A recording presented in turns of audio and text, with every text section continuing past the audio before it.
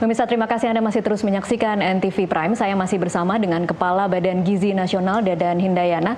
Pak Dadan, kita akan bicara soal ini data yang saya baca terakhir, data dari Bapak, 11.460 laporan keracunan terkait MBG. Ini angkanya masih benar atau ada revisi? Sekarang sudah 13 ribuan. 13 ribuan, Pak.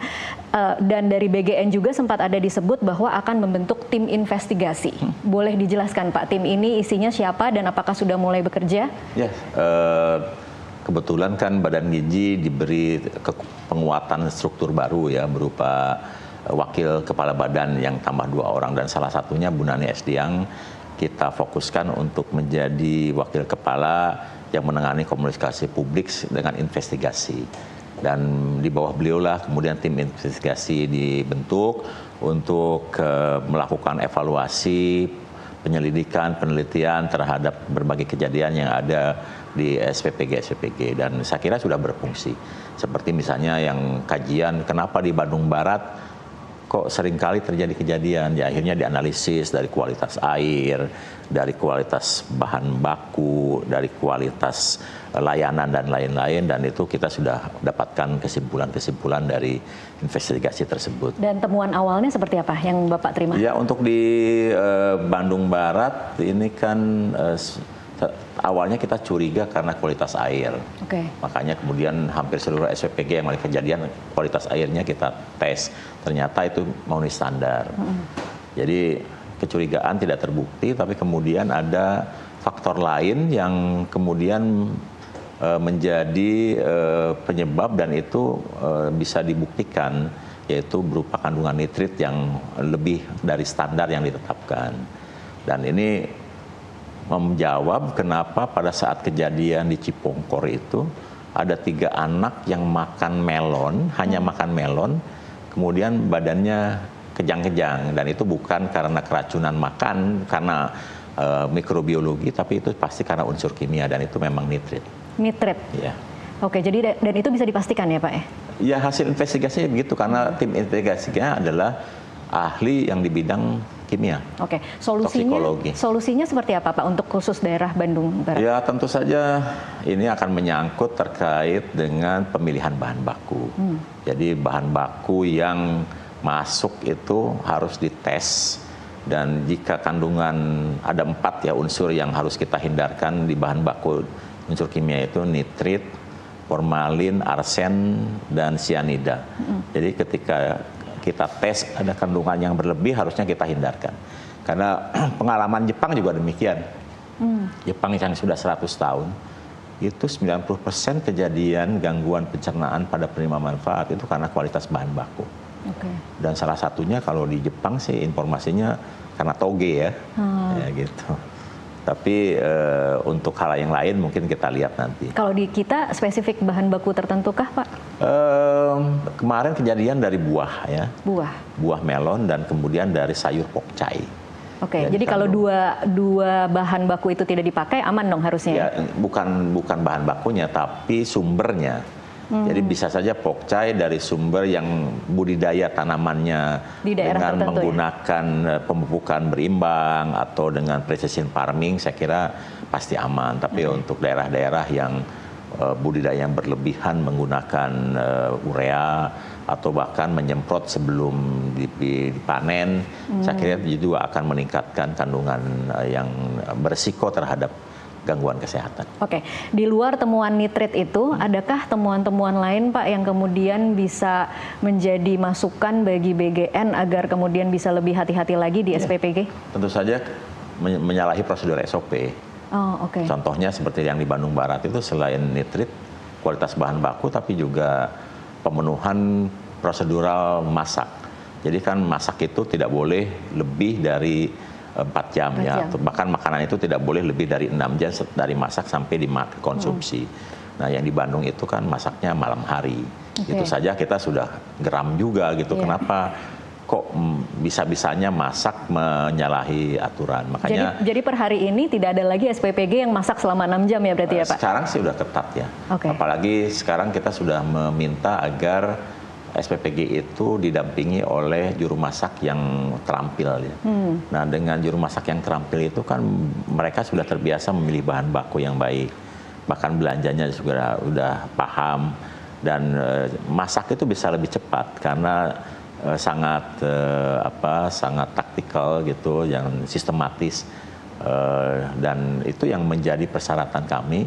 Kalau SPPG ingin melayani maksimal 3.000, maka harus ada juru masak yang terampil di SPPG tersebut. Kalau tidak memiliki, maksimal 2.500 saja, karena kita kurangi jumlah penerima manfaatnya dari 3.000 sampai 4.000, maksimal rata-rata 2.500, kecuali yang memiliki juru masak terampil itu boleh sampai 3.000. Ini untuk meningkatkan keamanan pangan kita, karena kita ingin menghasilkan menu kualitas makanan dengan gizi seimbang, tapi juga sangat aman dikonsumsi untuk penerima manfaat. Dan alhamdulillah, saya kira puncak-puncaknya kejadian itu Oktober, sekarang menurun, dan alhamdulillahnya mereka yang mengalami kejadian setelah diinvestigasi, dianalisis, dievaluasi, mereka melakukannya kembali dan melakukan dengan jauh lebih baik dibandingkan sebelum mereka mengalami kejadian. Jadi itulah bagian dari continuous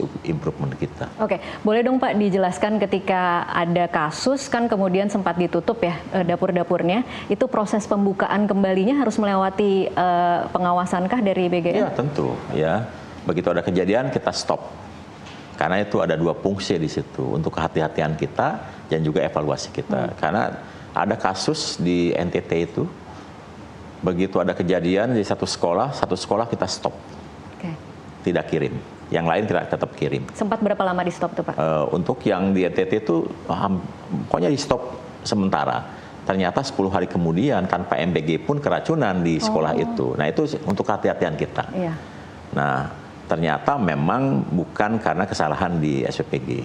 Nah tapi kalau seperti di Bandung Barat itu, seperti di Cianjur juga, di Bogor itu karena memang menyalahi prosedur kita tutup. Yang di Cipongkor itu 2 bulan kita tutup.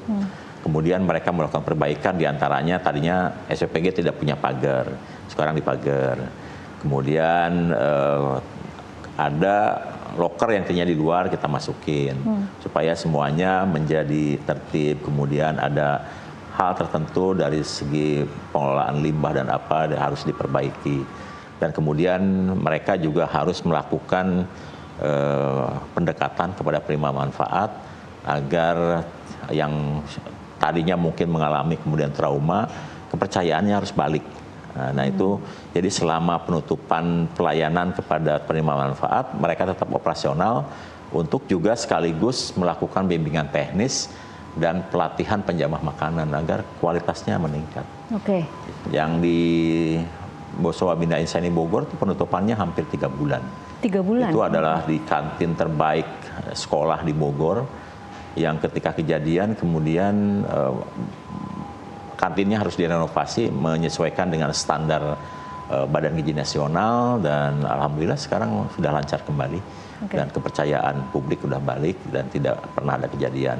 Yang di Cipongkor lebih istimewa lagi, begitu selesai evaluasi, sertifikat layak higiene dan sanitasinya keluar.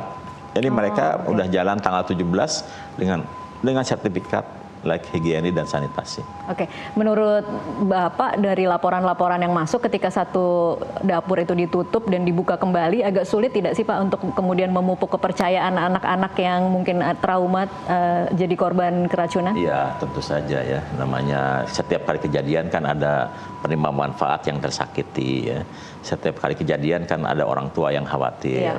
Setiap kali kejadian kan pasti ada kepercayaan publik yang terganggu. Dan untuk mengembalikan kepercayaan publik, menghilangkan kekhawatiran orang tua, dan terutama mereka yang tersakiti itu pasti butuh waktu. Tapi ada yang secara cepat mereka kembali, karena bagaimanapun kan ini menurut mereka adalah sesuatu yang bermanfaat, tapi ada juga yang belum mau menerima, jadi kami tidak paksakan. Tidak dipaksakan, jadi dibiarkan saja memang kalau memang belum masih mau menerima MBG berarti dibiarkan saja begitu ya? Ada banyak tidak sih Pak orang yang kayak itu? Ya ada lah, banyak sih enggak ada, karena kalau saya sebutkan angka biasanya nanti jangan ribut lagi. Baik saya kualitatif aja. Jangan lupa ya bahwa tadi kan 13.000 tuh yang mengalami kasus kejadian. Sampai hari ini kita sudah memasak 1,9 miliar porsi makan. Ya. Oke, baik. Ini saya kembali ke ada satu statement yang cukup viral kemarin, statement dari Wakil Ketua DPR Cucun Ahmad yang mengatakan bahwa tidak perlu ahli gizi. Kenyataan di lapangannya sebenarnya seperti apa sih Pak Dadan? Ya, saya perlu jelaskan. Program ini dirancang dengan 3 pilar ya. Satu, Kepala Satuan Pelayanan Pemenuhan Gizi yang harus dari sarjana penggerak pembangunan Indonesia atau yang kita didik. Yang kedua, di sana harus ada orang yang paham gizi. Kenapa harus ada paham gizi? Karena Badan Gizi tidak menetapkan standar menu nasional. Badan Gizi hanya menetapkan standar komposisi gizi yang harus dipenuhi. Menunya harus diramu oleh yang pengetahuan gizinya baik agar bisa membuat menu berbasis potensi sumber daya lokal dan kesukaan masyarakat lokal. Jadi menu itu disusun oleh si ahli gizi di tiap-tiap SPBG. Kemudian yang ketiga yang penting yang harus ada, dan ini SPBG akan jalan kalau tiga-tiganya ada, yaitu ahli keuangan atau akuntan. Jadi kalau salah satu dari 3 ini nggak ada, SPBG nggak boleh jalan. Jadi sekarang 15.363 itu semua punya tiga-tiganya, Pak? Jadi gini, begitu program ini jalan, sarjana gizi yang tadinya sulit mencari pekerjaan, sekarang menjadi lulusan yang paling dicari oleh program makan bergizi gratis. Penambahan jumlah SPG jauh lebih cepat dibandingkan ketersediaan lulusan sarjana gizi. Menyiasatinya seperti apa? Menyiasatinya, makanya kemudian kami mencari jalan keluar. Jadi prioritas awal kan sarjana gizi, tapi tidak mungkin program ini terus berhenti karena tidak ada orang. Makanya kami beri kesempatan kepada lulusan-lulusan yang memiliki pengetahuan gizi. Ya. Lulusan apa misalnya? Contohnya kesehatan masyarakat. Kesehatan masyarakat di dalamnya pasti memahami tentang gizi, karena membuat masyarakat sehat kuncinya adalah gizi. Nah, kemudian yang kedua, sarjana teknologi pangan. Ketika dia mengolah makanan, membuat processing, dia akan perhitungkan. Contoh misalnya ramuan minuman. Kedelai kekurangannya asam amino A. Kemudian beras kekurangannya asam amino B. Ini kalau dipadukan lengkap. Itu kan pasti pengetahuannya dalam untuk orang teknologi pangan. Gak mungkin buat misalnya satu produk pangan yang bernilai tinggi tanpa memahami kandungan gizinya. Nah, kemudian ada juga sarjana pengolah makanan yang berperan di jasa boga. Jadi saya sudah buat edaran. Jadi sekarang mitra-mitra dan KSPPG silahkan buat pengumuman untuk minimal 4 lulusan perguruan tinggi. 1 sarjana gizi dan juga diploma gizi, vokasi, kemudian sarjana kesehatan masyarakat, sarjana teknologi pangan, dan sarjana pengolahan makanan. Tapi levelnya tetap harus sarjana atau diploma ya? Diploma boleh. Diploma boleh, oke. Bukan anak SMA yang kemudian pelatihan. Jadi saya sampaikan sekali lagi, tidak ada SPG yang boleh jalan tanpa lulusan yang memahami tentang gizi. Jadi mereka sangat penting. Jadi kita sudah komunikasi dengan AFGI, kemudian Persagi, dan juga dengan para chef profesional yang memahami tentang gizi.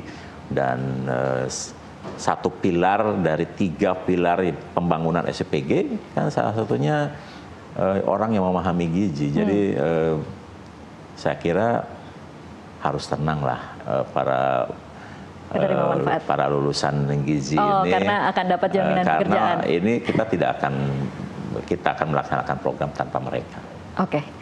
Satu lagi Pak yang kontroversial sebelum kita break, soal anak dari Wakil Ketua DPRD Sulawesi Selatan, Yasika Aulia Ramadhani, yang usianya baru 20 tahun tapi sudah menguasai 41 dapur MBG. Hebat kan? Ini boleh ya Pak ya? Gini, 41 dapur MBG? Saya jawab ya, 1. Badan Gizi membuka pendaftaran hanya lewat portal mitra. Dan kita tidak pernah ketemu. Jadi evaluasi kemudian verifikasi yang kita lakukan berbasis profesionalisme, kelengkapan, dan kesanggupan. Tentu saja juga kecepatan. Karena kalau kita kasih kesempatan dia proses persiapan 30 hari, dia harus selesai 30 hari. Kalau lebih dari 30 hari kita coret. Di orang-orang di bawah Bapak tidak ada yang terima pesanan notes bahwa harus masukin anaknya siapa gitu, Pak? Itu bisa lihat proses verifikasi kita. Itu ada 100 orang di ruangan yang verifikasi, melihat layar dan kelengkapan. Kita tidak tahu siapa yang dibaliknya. Kemudian yang kedua, Badan Gizi telah menetapkan satu yayasan hanya boleh 10. Satu yayasan boleh 10. Ini bisa 41 loh, Pak. 10 ya. Kemudian itu untuk di dalam provinsi. Di luar provinsi dia hanya boleh 5. Ya, jadi kita nggak tahu juga yayasan apa yang dipakai. Kita tahunya kan setelah viral. Nah, kemudian yang ketiga, ini penting bagi semua pihak. Badan Gizi sangat terbantu dengan proses pembangunan yang dilakukan oleh para mitra. BGN punya uang 6 triliun yang harus membangun 1.542 SPG, yang sekarang baru bisa membangun 315 dan itu pun belum selesai. Ini yang benar-benar BGN bangun sendiri? Ya, bayangkan. Jadi kalau tanpa keterlibatan para pihak membangun SPG, program ini nggak jalan, Mbak Aya. Dan Badan Gizi pasti diserang habis-habisan karena tidak bisa melaksanakan program. Yang malu siapa? Pasti Pak Presiden. Pak Presiden pasti mengucapkan terima kasih kepada seluruh para mitra tersebut. Dan oleh sebab itu, saya mengucapkan terima kasih kepada semua pihak yang telah membangun fasilitas ini secepat mungkin, siapapun orangnya, siapapun manapun institusinya, mereka adalah para pejuang merah putih. Bagi yang mempunyai kemampuan, silahkan lakukan, nggak usah menyinggung orang. Menurut saya lebih baik berkontribusi positif terhadap Republik. Kita penuhi hak anak Indonesia. Baik, kita akan break lagi dulu sejenak. Pemirsa tetaplah bersama NTV Prime, kami masih akan kembali sesaat lagi.